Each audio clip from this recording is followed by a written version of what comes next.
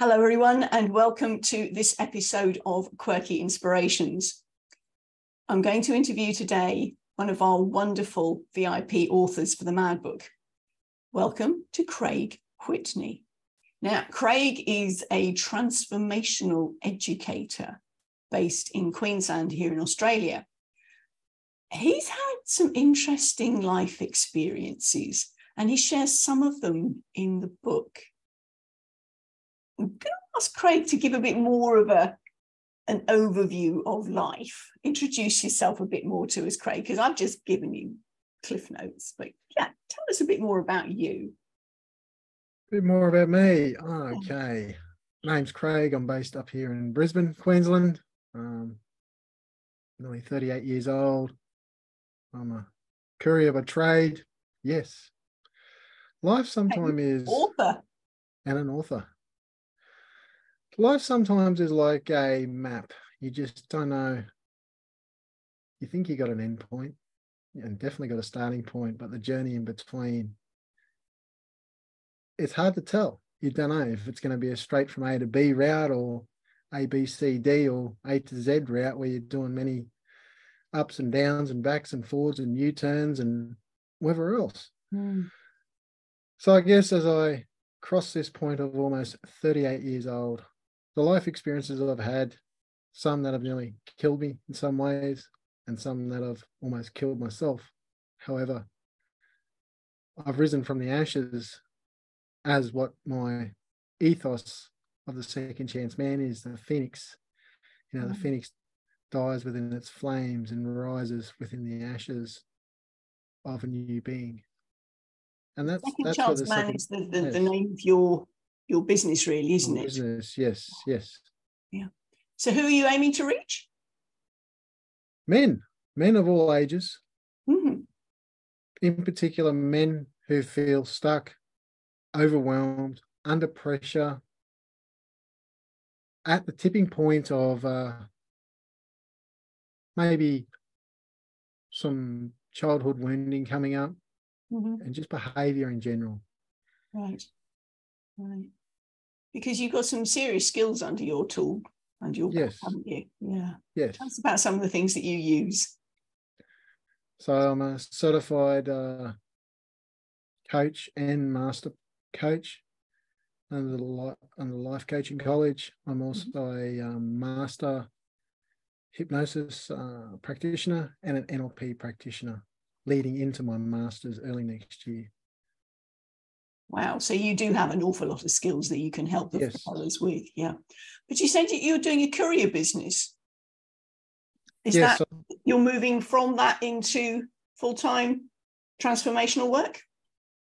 The courier industry has been an A to B sort of gig for the last 9 years. Initially, I got into it when I bought a business back in 2014 from a decided decision from a mentor at the time, because I needed to implement the skills, people skills, learn how to connect with people, learn how to sell, learn how to interact, learn how to build rapport. And I couldn't think of a better franchise at the time than a courier business.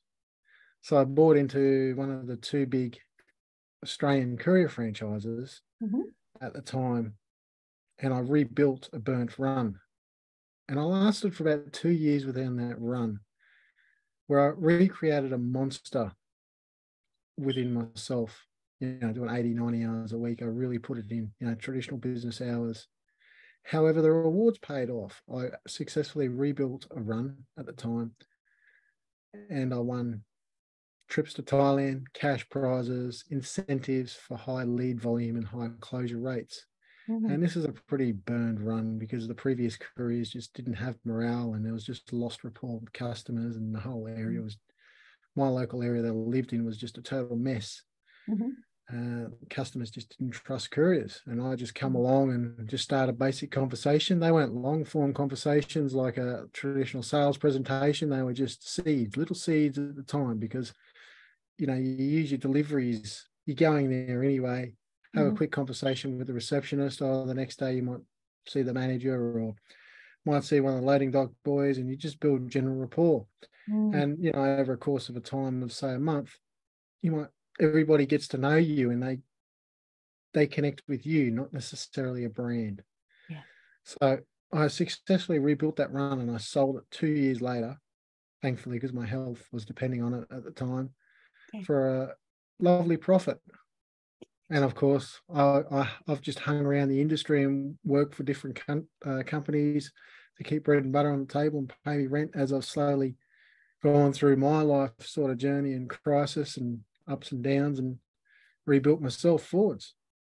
So the second chance man is you. It's pretty much me. I don't hide behind a company or any flash branding like that. It's me. I live what I teach day in, day out, and what I've learned over the last sort of 5 years as I've rebuilt myself.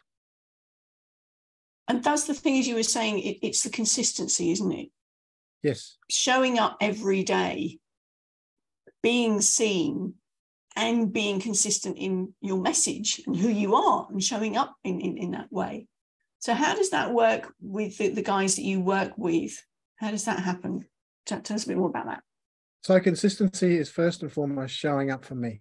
I have to show up for myself each and every day to lead myself before I can lead others, period. If I'm not showing up for me, I will struggle to lead others. And energetically, it shows, and it has shown at some point. That's the journey of growth. We can't be on all the time, otherwise we're on something, you know. Mm-hmm. Mm. And obviously the consistency, as I said, when you were rebuilding your run, is what built the trust. And that's really important, isn't it, for you as a transformational educator, and for any one of us in our interactions with people. That level of trust is really important if you're going to particularly work with somebody. Yes, it's all about rapport. Yeah. It's rapport over time, and each person is different. We can't put people in a box. You know, the rapport might take 12 months before somebody actually warms right up to you, or they might be ready to go straight away. It's really complex. It's not that complex. It's just working with people where they're at. Yes. And consistently showing up for first and foremost yourself and modeling that, and energetically letting that rub off onto others. Yeah, because that's what people pick up on from a subconscious level, isn't it? Yes. Whether or not we connect, whether or not we're aligned. And the thing about the authenticity is so important. I mean, you and I talk about how we're getting you onto stages from this book, and the importance of the alignment of what you're saying in here to what you're saying out here. Because if head and heart are not in alignment, your voice will show it up. So it really is all about the energetic lineup, isn't it? Yes. And I've experienced that as being a young trainee protege speaker a few years ago, where I attempted to build a topic that I had absolutely no knowledge about or passion, and I just went head all in on it. And it's shown. I struggled on my notes. I blanked out on stage on a keynote. I just gave in with myself. I got through it. However, the feedback I got was, I've got to be passionate, and I've got to embody, if I could use a coachy term, what I believe in. Yeah. Anchor it right in my body. Yes. And go from there. Otherwise, I'll flounder, and others will pick that energy up around me. It's that something's not quite right here. He's not fully invested in what he's saying. Therefore, I'm not going to believe him. Yeah, definitely. There's a difference between telling a story and showing a story. Yes. Yeah. I believe instead of reading a book and trying to tell it, how about living that experience, my own experience, and showing and leading my own experience so others can tap in, rather than attempting to read a book. Yeah. So, I mean, your program is very experiential, isn't it? Yes. Yeah. Okay. So on that sort of recreating growth experience, tell us what the book has meant, actually writing, sitting down, pen to paper, maybe typing, what that experience has been like for you as an author. Experience with me as an author. This is my second collaboration with me in the driver's seat as a first timer to actually write. My first online ebook was done over an interview and then transcribed, edited, and published that way. Right. Except I was the interviewee and not the publisher. So this time was a different experience. Myself in the driver's seat, doing the actual thinking, planning, researching, writing all the fundamentals of putting a project together on paper or on notepad or whatever device, and then adding structure to it. Yes, it challenged me. However, because of my story, I had everything anchored in to know what I wanted to say. It was a matter of bringing it to length and saying it in length. Yeah. And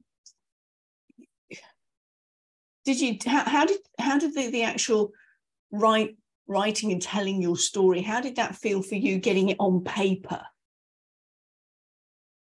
For me, I felt quite empowered because I know once it's on paper, it's going to reach millions. Yeah. And it's going to empower those who reaches. Yeah.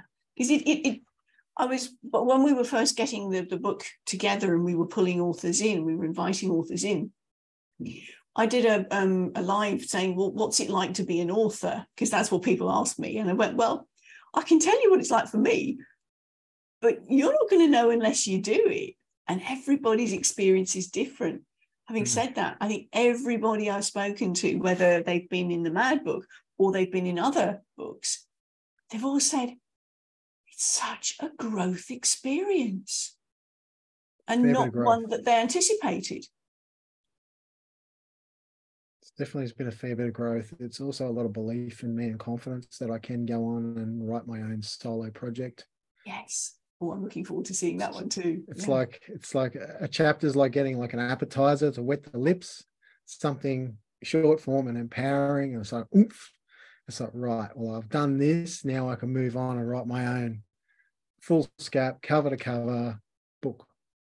This is all about my story and how I make a difference. Because, I mean, Craig, you are such an inspirational guy. When I've read your story, not only your chapter, but having spoken to you about the rest of the story as well, I sit in awe. I really do, because you really are the embodiment of the Phoenix. And the final solo book, it's going to be dynamite. I mean, this is pretty powerful within the Mad Book. So the final solo book's going to be very exciting. Very exciting. Definitely. Yeah. So this is one of the things that I found with multi-author books, is that people get the opportunity to reflect on their story and think, okay, which element am I going to pull out? Because as you said, you're not going to tell the whole thing in 3,000 words. There will be elements of your life story that are going to be, this is the bit I want to tell in this book. So yeah, how did you choose which bits to tell? I think it came down to my structure on where I wanted to go. I laid it out. I've picked up like a hero's journey style writing as I've progressed, and I look at it in 3 phases. So if you draw a circle, there's growing up, childhood experiences, all the build up. Then there's a crisis point in my life. What was the turning point, and the aftermath or redemption. Right. You can put it in 3 phases, keep it nice and simple for the viewers out there. And I broke it up into 3s, and each 3 quadrant is I just touched the story, where it could be a childhood story growing up on the farm, or it could be touching on working in the abattoirs, or being socially conditioned, to my actual breaking point, and to the aftermath of landing almost in jail essentially, and suicidal attempt and my aftermath to actually turning my life around with the assistance of angels around me and men, good, strong men and leaders who help me give myself a second chance so that I can rebuild myself. Yeah. Because there's a real element of compassion required, isn't there? Yes. Yeah. One of the things that I've found, I've worked with a number of speakers who have done time, for want of a better description, and the coming back into society really is not geared up for rehabilitation, is it? No. What are your thoughts on that one? 87.5% within 5 years of those who are released in prison end up back in prison, because we are a society that's conditioned on revenge, not redemption. Yeah. This is why criminal courts are focused on he said, she said, a family law system. Lawyers are getting rich based on tittle-tat stories rather than actually productive solutions. And I say most, not all. I don't want to generalize or label anyone out there. Majority of the kids suffer in the family courts, and even your high Supreme Courts. You know, if you're high profile cases, we seek revenge on an individual for one act, even though how heinous an act is. However, we don't sit and think, well, what's the good that person's brought to society? Yeah. And as you say, we all deserve a second chance. Yes, by default. Then we have to do the work to earn it, because it's not free. Nobody's coming to save us. I had to save myself. I mean, it's such powerful work that you do. The guys that you work with, you said that they're from any age. Yes. What is the commonality, the common thread with the guys that you work with? So young men, even youth. I've been approached by youth, young men in their 20s who are just feeling lost and confused, men in their 30s who have just burnt out from societal pressure, you know, rising interest rates, family and a couple of kids, differential in relationships, just feeling absolutely overwhelmed on 10,000 different lenses of what it is to be a man. And the posing question is, how do I become a better man, a stronger man? How do I improve myself? It's always a how to. It's not a, well, what do you want to become? Who do you want to become? Yeah. So how do you flip that then? So I guess the first step is acute awareness. Absolutely. Absolute awareness of who I am in this world. Become aware. Really drop into myself. What am I feeling in the moment? What am I seeing? And imagine at the top of a mountain. What's at the top of the mountain? Who's the man I want to become? Think bigger than occupations. Don't think any limits. Who's the man I want to become? Is it a better father? Is it a better man for myself? A man of integrity, a man of accountability, a man of responsibility? So all these wonderful attributes, and as you said, you're thinking beyond the box at the moment, because if you stay within your box, you're never going to get any further out anyway. No, it's all, if I could take a selfish term here, it's all about me. Okay, and map my priorities out at the moment from 1 to 4. And then imagine being on the school bus and looking at my priorities and work out who's driving the bus. Am I driving my bus, or is my family driving my bus? Is my work driving my bus? Where do I sit on the bus? 1, 2, 3, 4. Am I driving that bus, or am I at the back of the bus and wondering why I'm burnt out? Yeah. That's really dropping into awareness. Yes. And there are an awful lot of people facing burnout at the moment, aren't there? Yeah. A lot of men are sitting on the back seat and everything else, all their other priorities up the front of the bus, and the bus is going 100 kilometres an hour, no driver in the driver's seat, and wondering why we're having accidents. Yeah. Yeah. domestic violence and suicide. And Yeah. I heard an interesting statistic the other day from an elder of mine who I've sat in many, many circles over the years, last 5 years or so. 80% of the personal development industry is women, 20% is men. That means there's 80% of men at home who are suicidal, who are in a DV state, who are lost, who are overwhelmed. Some don't even know it themselves. They may be going through this cycle. Yeah. We need to bring those men out of the shadow, not necessarily preach and tell them how to live their life, but model that example and build stronger and more resilient leaders. Because as you were saying earlier on about you showing up, we've got multiple generations of boys who haven't had good role models. No. And if we can have this army, if you will, of good, strong, positive masculine energy role models, then hey, the boys coming up are going to have much more of an idea of what it's like to be a functional fella. Yeah. Pro-social acting, and it's from an older man to a younger man, being able, as an older man, saying, I love you to the younger man, and that younger man being able to chew it and stand there and walk forwards. Yeah. Oh, wonderful work you're doing. Wonderful work you're doing, Craig, and I absolutely honour you for that. Thank you very much for sharing a little bit about your history, your story. And there is so much more to Craig than he's let on today. So we'll look forward to seeing your chapter in the book and also your solo book coming up later.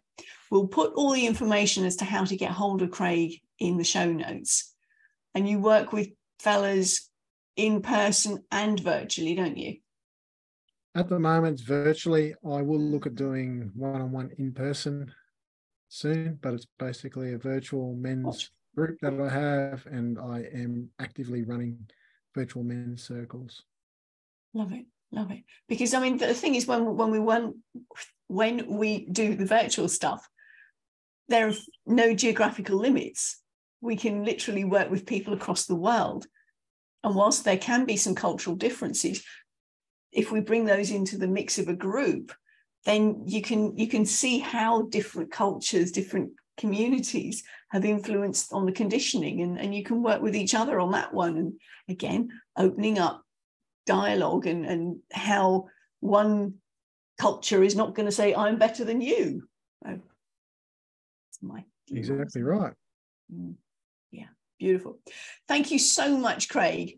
Before we finish, I'd like to wrap up with all of my guests. We talk about an internal script.